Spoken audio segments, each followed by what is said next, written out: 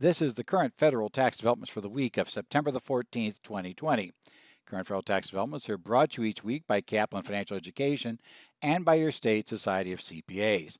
I'm Ed Zollers, presenting here from Phoenix, where we have a bit of the smoke overcoming the city every morning. So we see that we're not nearly as bad as the West Coast in looking at it, but that stuff is blowing over everywhere. So we have this kind of odd, somewhat reddish sun. It looks like kind of high clouds, but we're still seeing some of that smoke drift over. So it's interesting. As I explained to people, it's easy to tell here.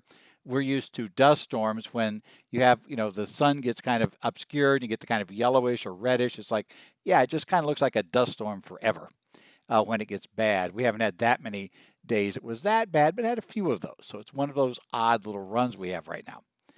But in any event, we're going to talk to you this week about the issues that have come up here in our week as we approach the first absolute drop-dead deadline for the tax season this year. That's been a bit unusual, I think we can safely say. And what we have this year is for our pass-throughs, or S corporations and partnerships. And so we're going to look at a few things this week, not really directly related to that, but related to some other issues, so you can take your mind off this a little bit as you're working on those last-minute returns. So we'll start by talking about a taxpayer's domicile. This is a state law decision, but we're going to talk about it because actually the concept is used by almost every state with an income tax. So I want to kind of talk about what is domicile, how did the court approach whether somebody was domiciled in the state, and what implications does this have. We'll also talk about the IRS issuing the new per diem rates. The special per diem rates were released this week because we're approaching the change of fiscal year. For federal governments, that means these special rates run from October 1st to September 30th, so we have our new rates out for the next year.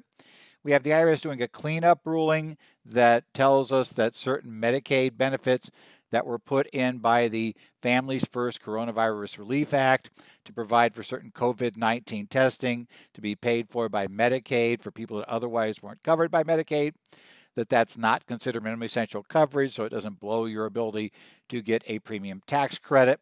We'll also talk about the IRS putting 6 more forms into the special relaxed electronic signature program that runs through the end of the year. We'll also deal with a change in a Taxpayer First Act change in innocent spouse treatment when you go to tax court, and a issue that arose about when that was effective. And finally, we'll take a look at what happens if a taxpayer fails to provide an IP PIN on an e-filed return. It rejects because the preparer was not aware there should have been an IP PIN. And the question becomes, when does the statute begin to run for the purposes of the assessment of tax? And as you may guess, the IRS, since we're talking about assessment of tax, was saying it would be delayed until the taxpayer actually got a return filed with the IP PIN. And the taxpayer is arguing that the initial attempt to electronically file the return is what should start the statute.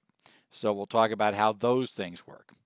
So let's get started with our first release this week, which is a case of in the matter of the appeal of Mazur. It's a California Office of Tax Appeals case number 190-64883, cited as 2020 OTA 263P.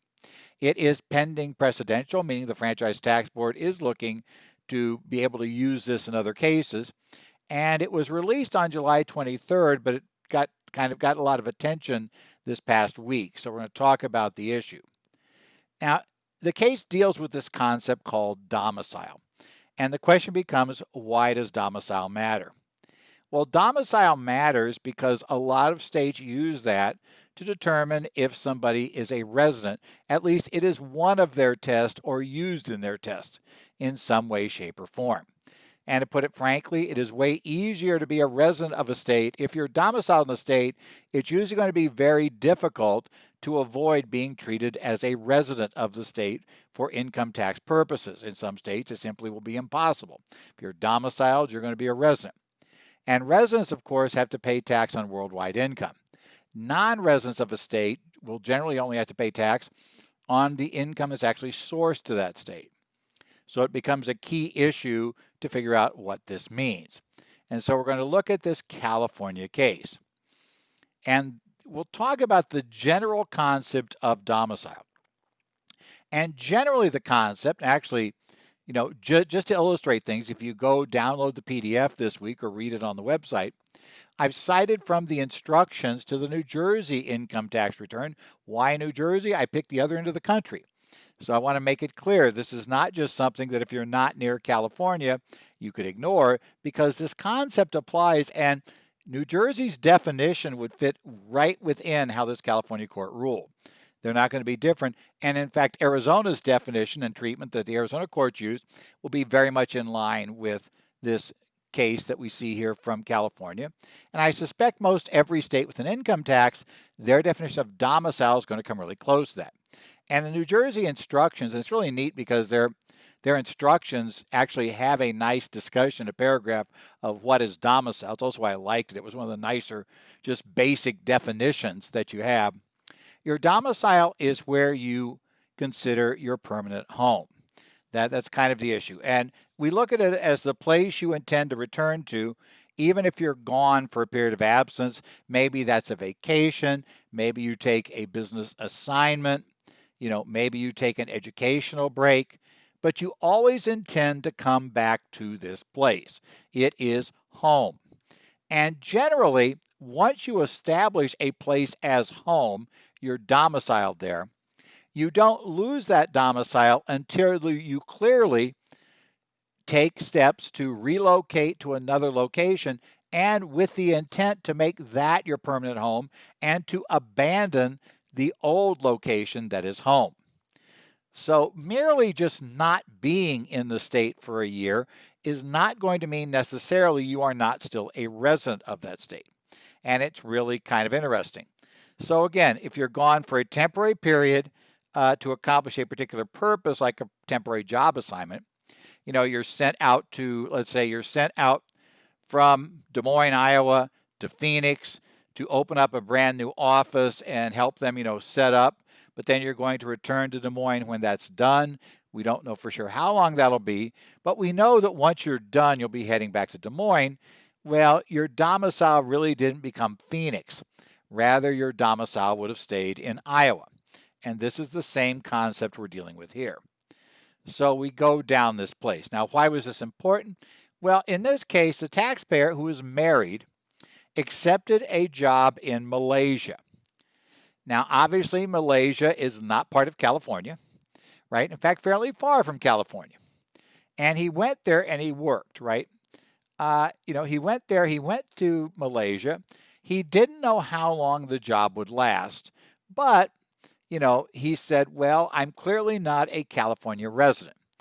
His wife continued to be because she still resided in California, as did his daughter.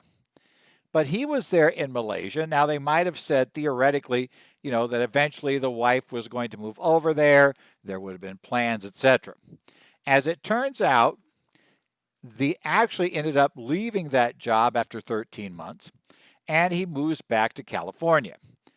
Now, the court tells us right off, the mere fact that he was only in Malaysia for 13 months would not in and of itself be a slam dunk that his domicile did not change. That said, I should put a little note next to that. If you have those facts, that's always bad, right? That's going to be a case, it's going to be tougher to show. Agents will not give up as easily on a domicile question if they figure out you returned back here, wherever here was. They're going to figure in that case, it's likely if they dig, they're going to discover, as we did in this case, that you really didn't take many steps that appeared to show that you had the intent to move to Malaysia. Now, of course, he claims he did, but as I noted, your self-serving statements don't help here as much. You need some sort of proof that you can pull out of objective criteria. For instance, you establish new bank account. All your banking is done from accounts in Malaysia. You don't keep the one. Your spouse moves. Your spouse and your family move to Malaysia. Normally people, I realize there are these marriages where, the couple is widely separated, but they're not the norm. And even where they're separated, most often you're not separated by that big of a distance. So we have some other problems. So that's kind of where they go. But he had claimed that, and because of that, he had excluded his portion of the Malaysia salary. Now, he only excluded half because California's a community property state. We're not getting into that whole discussion about community property and how that works. So don't get all worked up about that. If you're not in a community property state, why is he only excluding half, et cetera, et cetera? We'll just leave it with that. Under community property law, at least the way they interpret it in this case, it would apply. They took the position that half of it would have still been his wife's income. So even though it might be sourced outside California, she, as a California resident, would still have to pay tax on that amount. So we have this little issue. But he had tried to exclude all of his income from Malaysia because he would have nothing there. Now, they could not show a change in domicile. And the big catch was the only thing that looked like a change in domicile was that he had actually taken a job in Malaysia. But the job itself was, while it could be renewed, it wasn't really clear how long it would go. He really didn't do anything that looked like he truly was linked there. I mean, his family, was still in the U.S., right? He came back to the U.S. quite often to visit the family. That's kind of how it would work. And he didn't change things like memberships. He didn't change banks. He didn't do any of those things. None of his connections, none of his key things. Didn't get a driver's license in Malaysia. Didn't register a car there. All these things. He used some stuff the company provided, but that was about it. So the problem here was that he couldn't show he had a change in domicile. And what they look at there, the way California's law works is, if you are domiciled in California, then you have to show that you're out of the state. The only way you can avoid being taxed in California as a resident if you're domiciled is to show that you are out of the state on something other than a temporary, or indefinite time period, that you're really there, on a permanent type of assignment. Then you can. So you can be a little bit short of, you can still be domiciled. There is a way to get out of it in California. The flip side of that is if you're not domiciled in California, then you pretty much have to be in California under the way California's rules work for a resident to be considered resident where your income will be taxable whether it's sourced or not. And obviously he wasn't in California. So if he wasn't domiciled, then it would have been simple. California would not have been able to tax his income from Malaysia. But if he was domiciled, then he had to show that he was over there for a permanent purpose, that his connections were tighter with Malaysia. I mean, you have to get really, really close to not being domiciled to make this work under California statutory rule.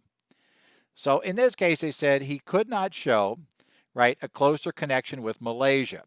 And as the court points out here, and is true in most states, the burden is on the party asserting that there has been a change in domicile.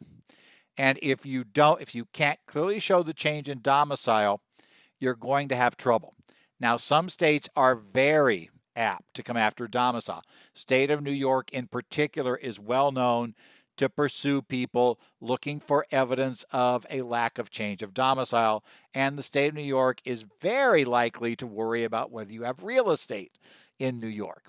But those are sorts of things other states can worry about. I also know as a practical matter, to be totally honest, they worry much more normally, especially California, if you relocate to a state without an income tax, claim to relocate to one without income tax, and that's even somewhat true of Arizona. If the taxpayer claims to have moved to Texas or Nevada or Washington, but yet kept some connections, the states are more apt to question you than if you move to a state that has an income tax. So the idea is if you're paying income tax worldwide to somebody 100%, you claim to be a resident of, fill in the blank, whatever state you want to claim to be a resident of, North Carolina, you're a resident of Idaho, you're a resident of whatever state with an income tax, then we're okay. That doesn't look like you're cheating. But if you claim to be a resident of a state without an income tax, South Dakota, Texas, etc., yeah, they're more apt to question you. But this concept of domicile is one when you talk about states. And the other thing I want to remind people of, it is totally possible to be a resident of more than one state. There is no problem with that. It does not violate the U.S. Constitution. You get back to what we discussed when we talked about, in the past, the Wayfair decision and what they looked at in the complete auto tests and other tests. Bottom line, to the Supreme Court, they tend to look at it this way. A state is considered to fairly apportion if every state did it the way that this state did it, there'd be no double taxation. They do not require that there actually never be double taxation because they're not going to pick which system is right. They're just going to say you can't have a system where if every other state did it this way, you and the other states could end up being the right to tax all the income. That's your big problem. And it is totally possible to be a resident of more than one state. For instance, if you are in New York if you're in New York for over the 181 days, like you're there for the full year, but you're there on temporary assignment and you live in California, in your California domicile, you will be you'll need a resident return to both California and New York. And both states will claim the right to tax all income worldwide. That's just how it works. So you got to be a little careful there. If you're lucky, there'll be a credit. But it's a really funny case like that because neither state wants to give the credit to the other one. We get into that situation because they usually look at you'll get a credit on the resident state return for the non-resident income. But they're not going to both give you a credit, and there'll probably be a little fight over how credits work if you get one. The IRS came out with the annual change in high, low, and other special per diem rates in Notice 2020-71 issued on September the 11th. Now, these are the special rates. Remember, we have the big table that lists our per diem rates by various localities, and you can go and you look at that table in detail. Now, this has a number of options, one of which is the special rates the transportation industry is allowed to use, and that will be $66 for CONUS purposes, $71 outside CONUS. CONUS is the continental United States, so that's kind of, those are the areas they look at. And if you're outside CONUS, which would include Alaska, Hawaii, then you're considered to have the higher rate there for the transportation industry. Incidental expenses, if you're, let's say, you're actually having people account for the hotel, account for the meals, but you're not going to have receipts for incidentals, that's $5 per day. Neither one of those has changed from last year. Now, the high-low rates was something the IRS tried to get rid of a number of years ago.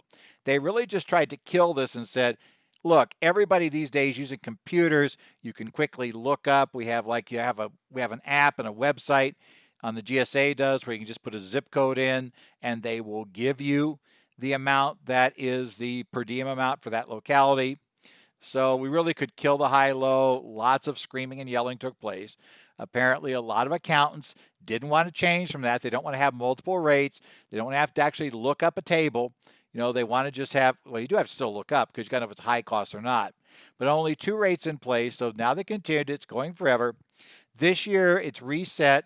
So the high-cost localities will be $292 beginning October 1st, and that is down slightly from the amounts that will be true through the end of September. And if it's other localities, or what we call the low-cost localities, $198.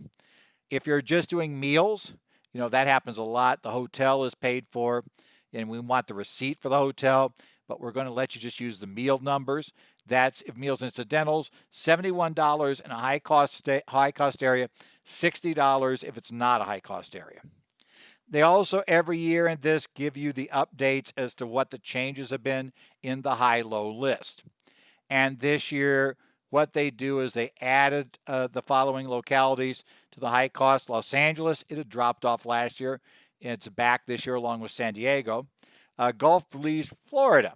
Kennebunkport, Kittery, Sanford, Maine, and Virginia Beach, Virginia are now added to high costs. So October 1st, they become high cost instead of low cost areas. The number of locations had the part of the year they're high cost. Some locations are high cost for part of the year, but not the whole year. That includes Sedona, Arizona, Monterey, California, Santa Barbara, California, the District of Columbia, and says see also Maryland, Virginia, Naples, Florida, Jekyll Island and Brunswick, Georgia, Boston and Cambridge, Massachusetts, Philadelphia, Pennsylvania, Jamestown, Middletown, Newport, Rhode Island, Charleston, South Carolina. And the following localities that disappeared from high cost are both in Texas. The Midland, Odessa, Texas area and the Pecos, Texas area, that also disappeared from high cost beginning on October 1st. So that's it. If you're using those methods, this is where the new updated numbers are. Notice 2020-66, it really is just a cleanup notice, but it's important. This was issued on the 9th of September, and the issue involves the premium tax credit under Section 36 Cap B, and if somebody has minimum essential coverage. You do not get the credit for buying your insurance from the exchange unless, if you qualify, you're below 400% of the poverty level and the cost is above your percentage of income your household is supposed to just do for the insurance. You only get that credit if you don't have an affordable offer of minimum essential coverage or actual minimum essential coverage that you're holding from another source. So the question became that the Families First Coronavirus Relief Act added COVID-19 testing and diagnostic coverage under Medicaid into the program. So it got that because, remember, the Families First Coronavirus Relief Act, we had to kind of keep our mindset about how this was running.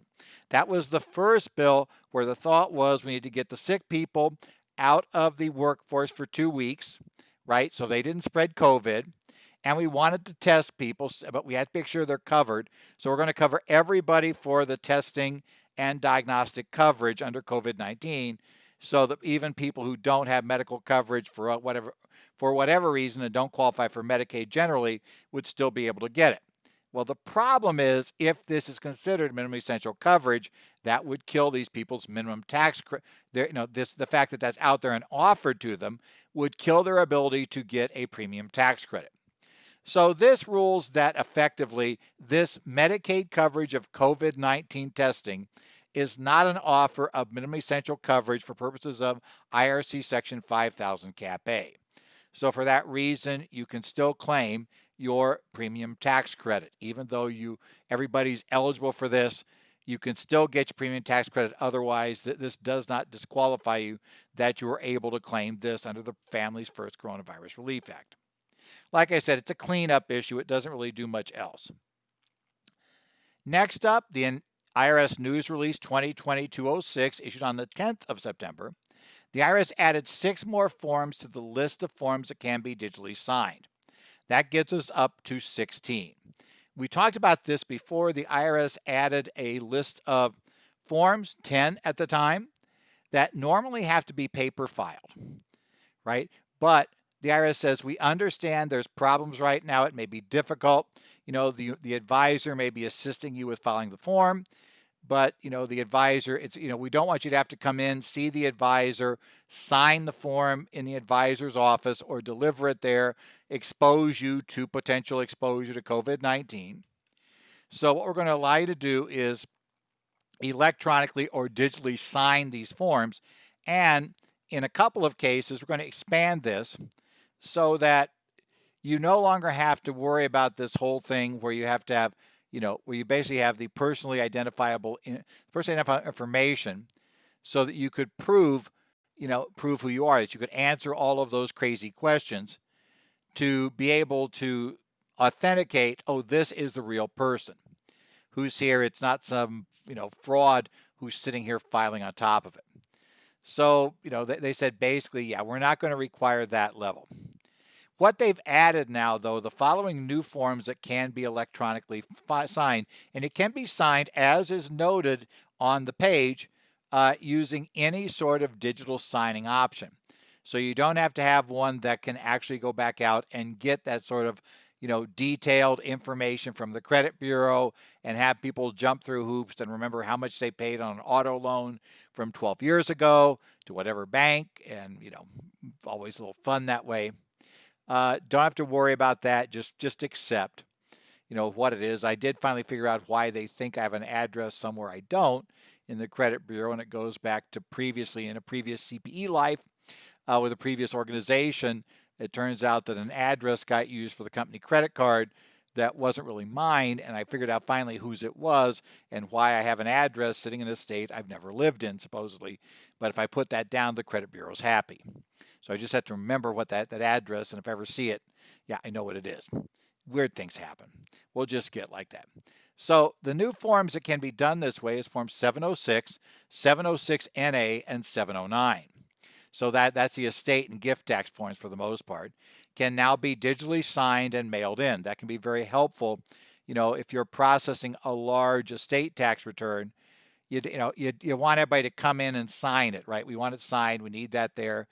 But we may want to just get together on a Zoom call, discuss the forms, have them look at the stuff, but then just have them digitally sign the forms. Not try to sign this, huge stack of forms, right, for the 706, and then somehow get that giant stack back to us so we can mail that stack into the IRS. That's not going to be required. Also there, 1120 ND, you probably don't do many of those, but 3520 and 3520A are also on the list for forms that can be done with digital signatures. Now remember, this is a temporary program. It started on August the 28th. It's only good for forms that are signed and mailed from that August 28th date through December 31st. On January 1st, this program ends unless the IRS tells us something different. It does discuss in a news release that the IRS is going to consider in the future if maybe it makes sense to expand digital signing options, and maybe this is kind of a test program, but just be aware that those things are not automatic, and this program ends at the end of December, so please remember it's still there when we end up doing it. It's just a temporary program. The now 16 forms that are available, they are listed in the materials, can now be done this way. You cannot do any other form. Do not try to use any other forms in this method. Now, the case of Sutherland versus Commissioner 155 TC number 6 came out on September the 8th. This is the one that deals with the effective date of a provision in the law. Innocent spouse relief, there was a change made in the Taxpayers First Act that was signed on July 1st of 2019. And what it did, it changed the method the tax court will use to review a case when a taxpayer is taking up to the tax court the IRS's denial of innocent spouse relief. Prior to the Taxpayer First Act, the tax court would do what's called a de novo review. A de novo review means the court would simply, wipe the slate clean, not worry about what the IRS appellate conferee had heard, what was in the IRS administrative record. They would just start and retry from scratch. So it wasn't whether the IRS conferee or the agent conferee, abused discretion, whatever else. The court would simply look at the case from scratch and redo it. Congress decided we didn't want to do that. Part of the reason is part of what comes up in this case. So this particular issue said it would apply to petitions or requests filed or pending on or after July 1st of 2019. Now, that wording is going to be our problem. But let's talk about what was going on here and what this law is meant to do, and then why it may impact you, ignoring the fact that probably you're not an attorney trying an innocent spouse case which was filed before July 1st, but it's being heard after July 1st in the court. Okay, we'll just go with that. Now, when there's an innocent spouse case, you can read about the facts and the right about what was going on with this spouse and why this spouse was claiming to be innocent. But this case was presented. The IRS turned it down. They asked for an appeal, and the appeals officer wasn't really leaning too much in favor of the taxpayer. In fact, the taxpayer's representative, believed seriously but could not persuade the appellate officer, the appeals officer, that the officer was using the wrong test to determine whether this woman qualified for innocent spouse relief. Now, the appeals officer had all of these requests for documents the appeals officer wanted, but really weren't relevant to this test. And secondly, it was very clear that if you used the test the appeals officer was using, that this woman was not going to get any relief. So bottom line, we know we're going to tax court. Well, the point was, why should I waste, months potentially, sending information to the appeals officer when, in fact, in the end, I'm going to be told, no, we don't get it. And then we'll file a tax court petition, and then we'll have to start from square one in the tax court. So prior to this, what we could do is, and what they want to do in this case, and this particular request for relief was filed, and the petition was filed before July 1st of 2019. We could actually go in and present our additional information to tax court. We didn't have to have actually given that information to the IRS previously. But in the Taxpayer First Act, we added a new rule. You know, any review or determination shall be reviewed de novo, well, the law determination is, but shall be based upon, this is where the problem becomes, the administrative record established time determination and any newly discovered or previously unavailable evidence. So it means there's only the only evidence the tax court can consider if you make an appeal once this provision is in effect will be what you told the IRS, right? So you gave them stuff, it's in the administrative record, and the only things we can add to that are things that we can show were newly discovered, we didn't know about, and we shouldn't have known about this information, right? It was newly discovered, or information that was previously unavailable. That by the time the IRS was done, they gave their final decision. We couldn't get this information. It's now become available. Well, that was not the case here. You know, the representative was essentially not providing the service with information because we pretty much sure that the appellate conferee would ignore it. So it was not providing them with information and wanted to just provide that information at tax court because why go over it twice? Well, now they may be whipsawed because although they filed their tax court petition, Congress went and changed the law on them. So the question is now, you know, what exactly is the issue? Are they now just out of luck? And in fact, they were asking for the court to send it back to appeals. And the only reason to do so, because they were still pretty sure they'd lose there, was so they could introduce the evidence at appeals, have the appellate officer say, that's irrelevant, issue the disallowance, and then come back to tax court. Well, the court decided that, why don't we look at the effective date here? Maybe that'll be better.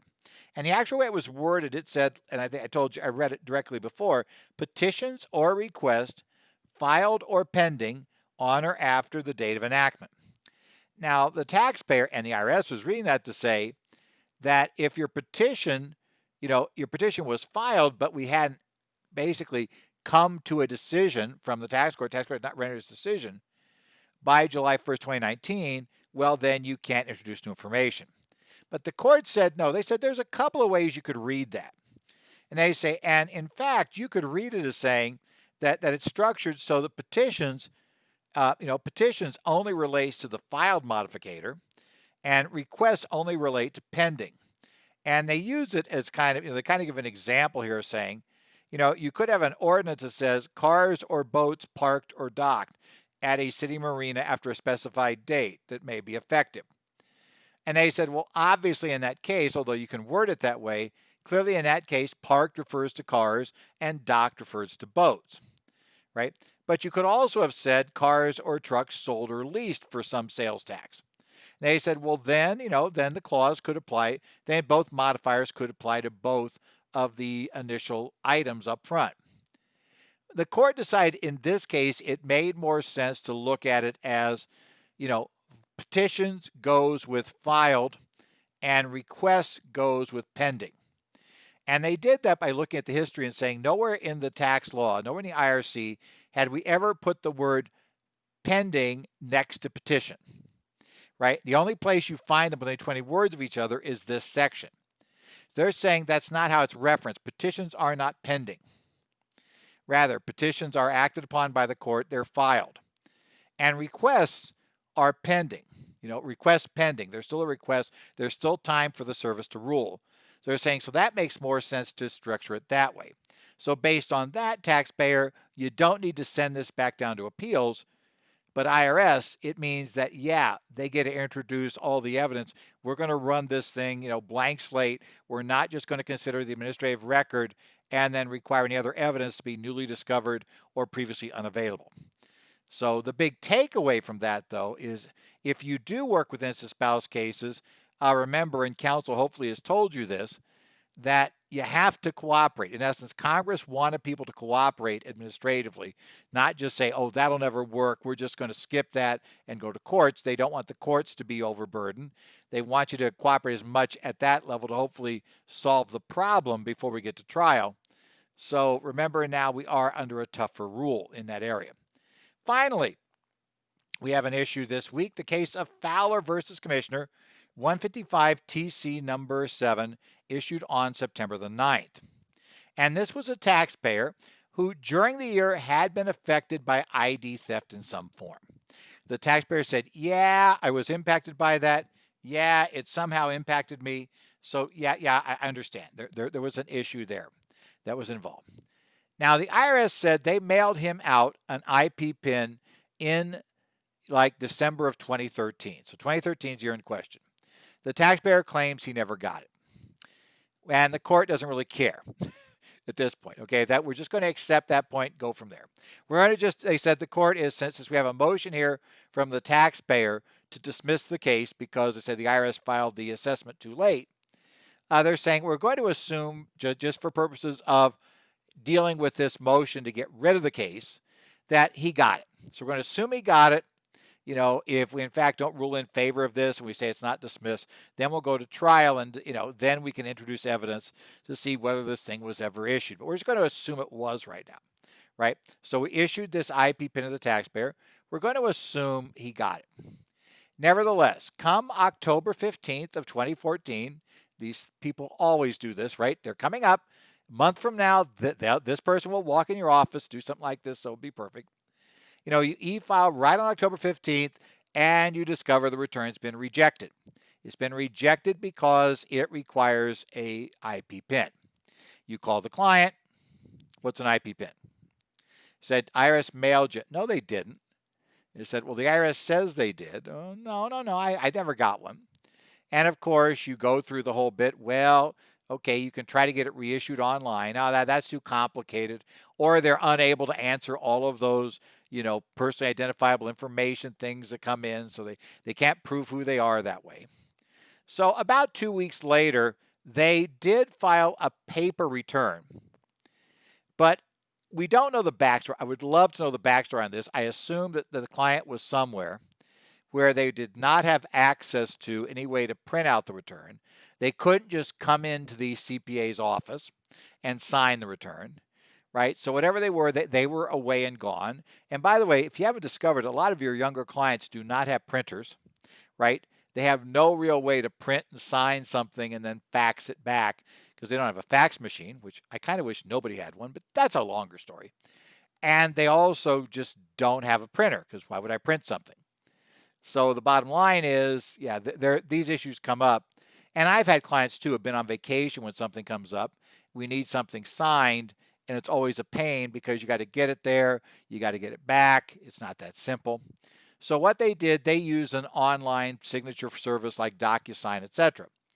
So what they did, the return, and I would assume the whole PDF of the return was put into something like DocuSign. The taxpayer then signed it electronically that way. The CPA is told, oh, it's been signed. CPA prints it out with the DocuSign stuff on it and sends that into the IRS. We know that happened. We know it was received by the IRS. But we also know that shortly after it was received, the IRS sent another letter saying you never filed your 2013 return. So they started pursuing an IP PIN. Finally, in April of 2015, a new IP PIN was issued. The client was able to get it, and the IP PIN was attached to the electronically filed return, and it finally was accepted. Now, 3 years go by. The IRS examines the return of the taxpayer, and, it was like late April 8, 2015, they got the IP PIN. On April the 8th of 2018, the IRS issues a notice of deficiency. Now the fun begins. The taxpayer says, well, no. The return I filed that we tried to file on October 15th of 2015, or October 15th instead of 2014, that started the statute. So the statute expired October 15th of 2017. You didn't file this till April the 8th of 2015. You're too late.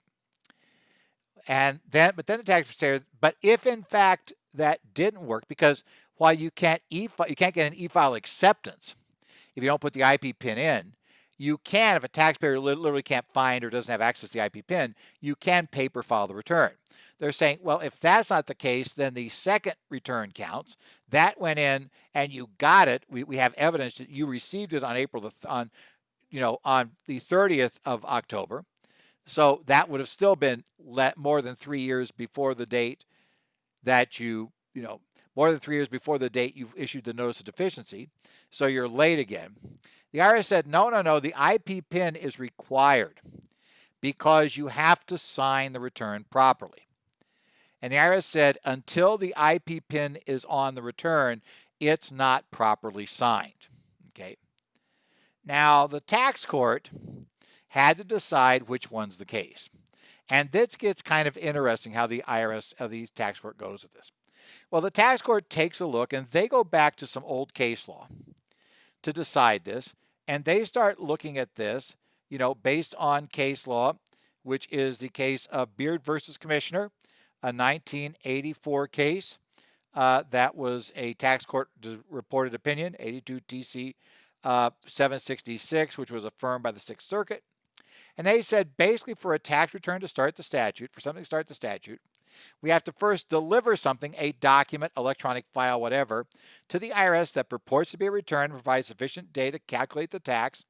Everybody agrees that it did because the return that electronically was accepted in April of 2015, that the IRS agrees started the statute. That return was identical, except not having an IP PIN, to the one they tried to file back in October 2015. So the first test is met, right? Theoretically, that one's met. Number two, they have to show the taxpayer made an honest and reasonable attempt to satisfy the requirements of the tax law. And, okay, well, we could accept that. The court never really worried much about that. They said, no, it appears he's trying to pay it. Obviously, he's trying to give this to you. But the one we fought over was, did they execute the document under penalty of perjury? And the key takeaway there was, did the taxpayer sign the jurat? If the return's not signed, you didn't meet the third criteria because you have to execute under penalties of perjury. And the IRS said, no, because the IP PIN wasn't there. And so presumably the IRS theory was this. The IP PIN was on the e-filed return, so that one didn't count. The one that was e-signed, nothing authorizes you to do that sort of DocuSign method of signing a paper return and submitting it. So that one doesn't count either. That's not a valid signature. So it wasn't until April of 2015 when they filed electronically with the IP PIN, or theoretically had they actually done a pen, paper, ink signature and sent a paper return in, that would have done it, but they didn't. So it wasn't until April of 2015 that the statute started. Now, the court had to deal with this. And what the court decided was, and the bad news is we don't get to find out if that DocuSign type system, and I'm just using DocuSign, there's a whole bunch of options for doing it, but I'm talking about doing something where you don't pay the extra, to get that kind of ways of authenticating for sure by having all of that knowledge-based authentication attachment, which always costs a lot more with the systems. So we didn't get that decided. Now remember, under our special 16 forms right now, we don't need KBA apparently. So we're okay then, but that was not covered for this, and the IRS makes it very clear that that special 16 forms is only those 16 forms, and don't try it with anything else. So, we still have issues there. But the tax court looked at this and said, okay, let's take a look at this. And they said, IRS, you know what? The IP PIN is not part of the signature. They say the law allows you to define what's a proper signature, but there's really no definition here. You never put out a reg on this. The only thing we have is what tells us what to do in the IRS instructions. And the instructions tell people how to sign a return, right? What's a signature? And the, and basically, and the e-file, the ERO is told how to get a signature. And none of those parts that talk about the signature option tell us about having to have the IP PIN, that the IP PIN is a required part of the signature. And they said, okay, it is in the signature block. They said a whole bunch of other stuff like your phone numbers in there too, and nobody's saying that that's part of the signature.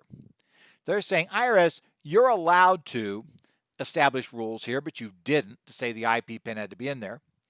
And they said, secondly, the taxpayer reading the instructions would never have known that the IP PIN had to go in. You never said, oh, by the way, if you have an IP PIN, you better make doubly sure that you've got it in there or you won't have signed the return.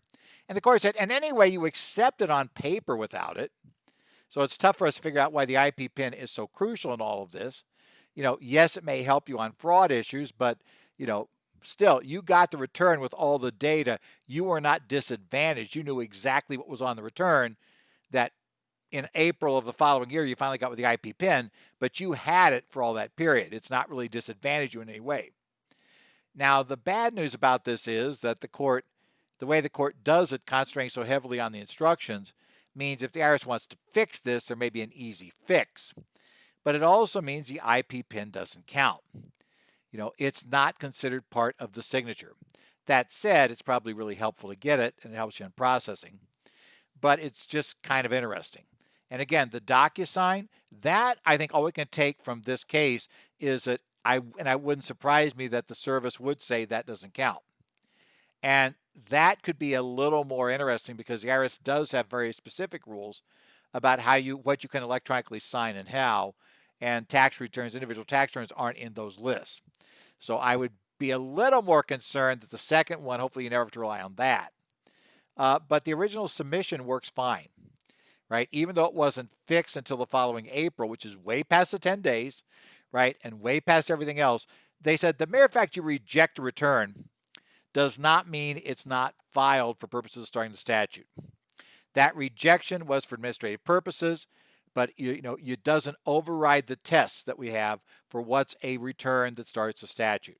So the good news is the lack of the IP PIN did not cause the statute to stay open forever. Well, I've got a few more CPE courses now. I guess, it seems like that the decision's been made that you guys will take some CPE right up until we get to the very, very last week before the September 30 filing deadline for trusts. It appears that we decide there aren't as many of those, and then we kind of totally abandon October. So we do have some more CPE. I don't have a slide for it, but I do have a couple of courses coming up this week with the Massachusetts Society, one on cannabis and one on the partnership audit rules. They're both 4-hour sessions. They're morning 4-hour sessions for the Massachusetts Society.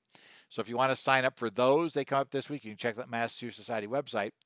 On the 22nd of September, I will be doing the PPP loan forgiveness and other recent COVID-19 tax developments course. That was the one I did for New Jersey recently, and then we rebroadcast. I'll be doing that one for Arizona. So we'll be talking about that on the 22nd. On the 23rd, I will do 2 4-hour courses for New Mexico, the tax implications of financial accounting rules. That will look at the, ASC 606 rules, which is, the new revenue recognition standards and how that impacts tax returns because of accounting methods. We'll also look at the 451B issues, which again is that, revenue, that revenue equivalency between your GAAP statement and your tax return, and how all those crazy things interact. It'll be a 4-hour course. Obviously, that really impacts your clients who do GAAP financials and want to, or with 451B are now required to have some sort of conformity with how they're recording for book and tax. We'll also talk about accounting, auditing, and tax consideration for the cannabis industry. That's the same 4-hour course I'm doing for Massachusetts. I will then come on, and the next day on 9/24, I will be doing the 8-hour session on tax-exempt organizations, basic issues for operating, organizing, and preparing forms. So we'll talk about that for the 990s and all the issues there. And then finally on the 25th, I will, for New Mexico, repeat the same PPP loan forgiveness and other recent COVID-19 developments. I'll be in the morning there for the New Mexico Society. And again, all of these will be webcast. That's on 9/25. So that'll be another chance to get into that. All of these courses I've talked about are being webcast. I still don't have any live courses yet that I can say, yep, they're really, really going to happen. They're on the schedule. I have some that might be live in the future, but everything's on the we might be live list and not on the we will be live list. So for right now, everything's still webcast. Good, bad news is you want to actually come in and see people. Yeah, that's not going to happen. The good news is, though, that you actually can take a webcast from anywhere. So, you basically can do it. Obviously, if you're a member of the state society in question, you get discounts. If you're not, you have to pay a slightly higher price because you're not a member. But we do really have access to all of these if you want to. And I should say, the first 2 days of the New Mexico one, so the 2 4 hours, and then the tax exempt organization case will also be recorded and rebroadcast by Cal CPA later in the year. So we'll have those come back up that way. So if your state takes the Cal CPA courses, which a number of states do, then it'll be available there as well. This has been the current federal tax developments again for the week of September the 14th, coming into that great September 15th due date. You can catch our updates at currentfederaltaxdevelopments.com. You want to send questions and comments to us, Ed Zollers at currentfederaltaxdevelopments.com. I'll get that out. Is a place to send the questions or comments, best way to send it. My Twitter handle at Ed Zollers. I do monitor the Connect sites on the Arizona Society, New Jersey Society, Minnesota, Washington, Illinois. So I do keep up there. If you're a member of any of those societies, you can participate in their Connect sites and find, and interact with me in certain ways. I participate in the COVID one on the Washington Society. I participate in the tax and more general ones on the other societies. So, you can check in there, see what's happening. But anyway, we'll see what happens this week. We don't know if we're getting a bill before Congress leaves town or not. The part of me is like, because they're all saying now, oh yeah, there's no hope anymore. That's exactly when Congress turns around and does everything out of the blue. So don't be totally shocked if we have a bill, and don't be totally shocked if we don't get one before the election. This is one of those things where just whatever Congress does, they do. If we do get a bill, I will definitely try to go over any tax provisions in that bill with you so we can figure out how that impacts things and what our issues are. Also, if we get a second PPP loan program, we'll take a look at how that works as well. But otherwise, hopefully you got all of your returns all ready to go for your pass-through entities. And you've got all this finished up. You'll be able to get a little bit of a breather before doing your trusts, and then before doing the final push for individuals. And then, hey, we're into tax planning season. But otherwise, we'll see you here next week on Current Federal Tax Developments.